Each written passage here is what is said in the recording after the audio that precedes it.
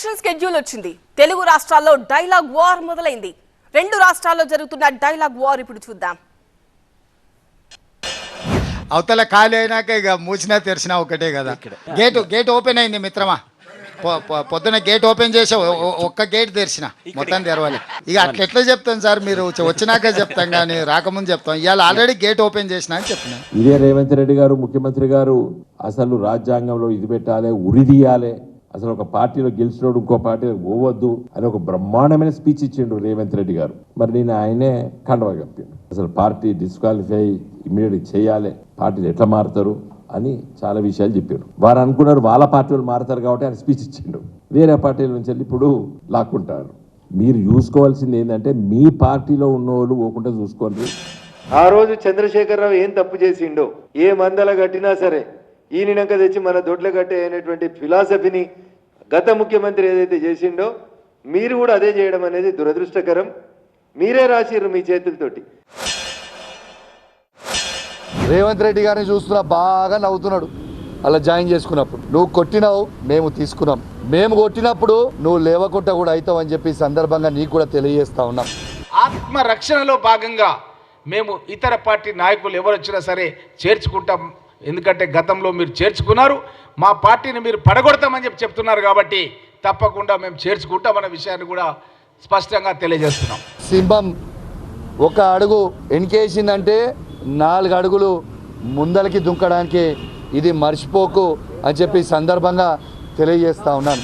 BRS బీజేపీలు కుట్రలు చేస్తుంటే చూస్తూ ఊరుకోవాలా? మీ కుట్రలను బలి కావడానికి రేవంత్ రెడ్డి చేతకాని వాడు కాదు. దెబ్బకు దెబ్బతీస్తాం. మా ప్రభుత్వాన్ని 5 ఏళ్ళు ఏ విధంగా కొనసాగించాలో మాకు బాగా తెలుసు. బిడ్డ నువ్వు గేటులు తెరిచినావు, మేము ఇంకా గేటులు తెరవలే. ఇక మేము గేటులు తెరిచిన రోజు మీరు మొత్తం భూస్థాపితం అవుతారు. తస్మాత్ జాగ్రత్త. నోరున్నదని ఇష్టం ఉన్నట్టు మాట్లాడడం కూడా మంచి పద్ధతి కాదని చెప్పి మేమేం చేతగాని వాళ్ళం కాదు. మీరు ఏ విధంగా అయితే గతంలో చేసిర్రో తప్పకుండా మేము దెబ్బకు దెబ్బతీసే కార్యక్రమం చేస్తాం. మేము క్లియర్గా మా పార్టీ వర్షన్ ఏందని మా ముఖ్యమంత్రి ప్రెస్ మీట్ లోపల చెప్పడం జరిగింది.